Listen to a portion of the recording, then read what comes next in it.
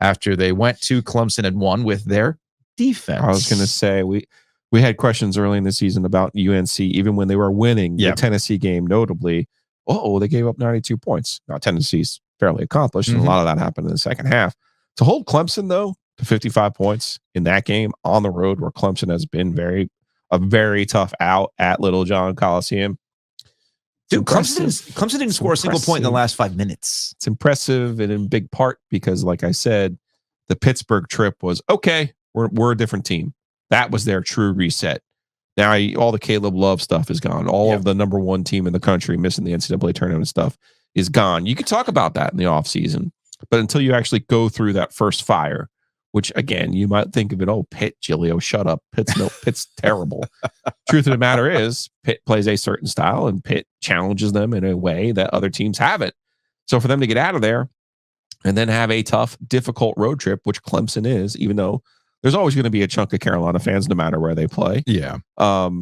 It's impressive. And to win the way that they did is impressive. And I happen to agree with a certain former coach from North Carolina who texted me before the big game when he said, I think UNC is going to win the ACC this year. And I said, all right, well, that's fairly bold considering what's happening as we speak. But they're about to reel them off, man. That's the thing. Thank you for bringing that up, because when you look at North Carolina's schedule, starting sandwiched between the State game and the Duke game on February 3rd, they go through a very favorable portion of their schedule, and they should be rolling. They got home games against Syracuse, Louisville, and Wake. Wake is hot. I get that.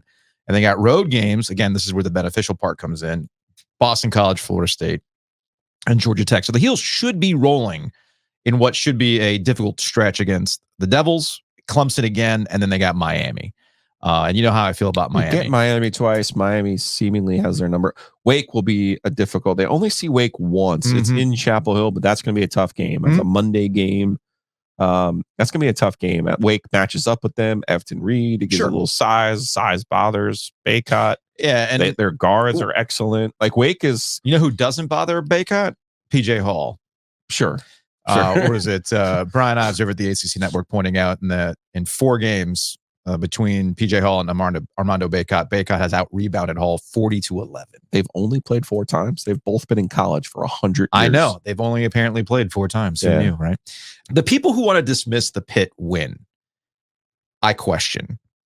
Because North Carolina the last 2 years, that Pitt game was a game in which their toughness was questioned and called out explicitly by Pitt. All right. And there's another, you mentioned that Wake Forest game, and we referenced it last week. Wake Forest is another game to circle to see where North Carolina is, because remember Hubert Davis, what was it, last year? 2 years ago. It was 2 years ago. The actual year they went to the Final Four. Before they turned things around, straight up said, they have better players. They're better than us right now. Yeah. They're better players than us right now, which is like, wow, okay.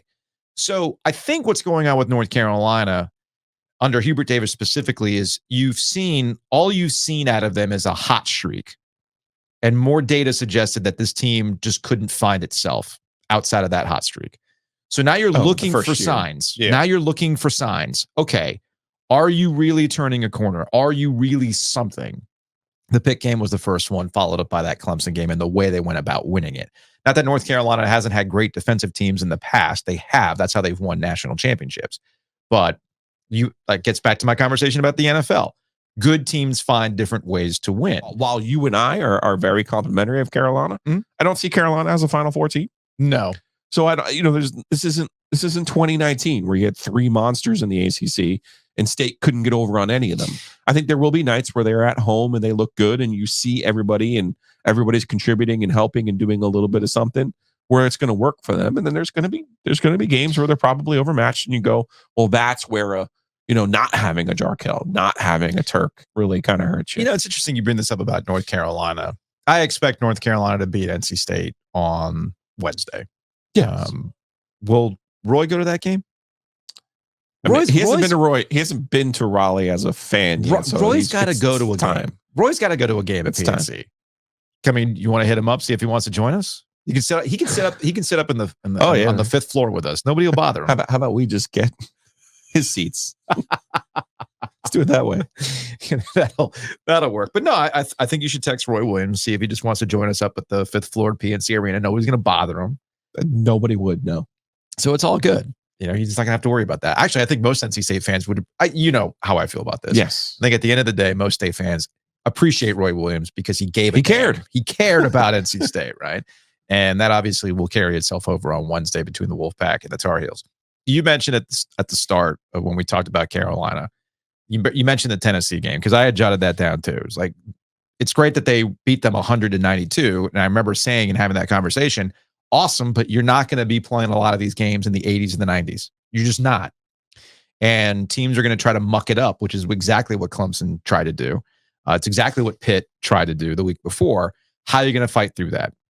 They've shown you twice over they're able to fight through that sort of stuff. But the reason why I brought up Tennessee is because they followed that up with losses to UConn and Kentucky. And both you and I were of the opinion, yeah, man, it's all in how you view this team versus that team. I think with UConn, hey, man, that's a team that can go out there and win it again.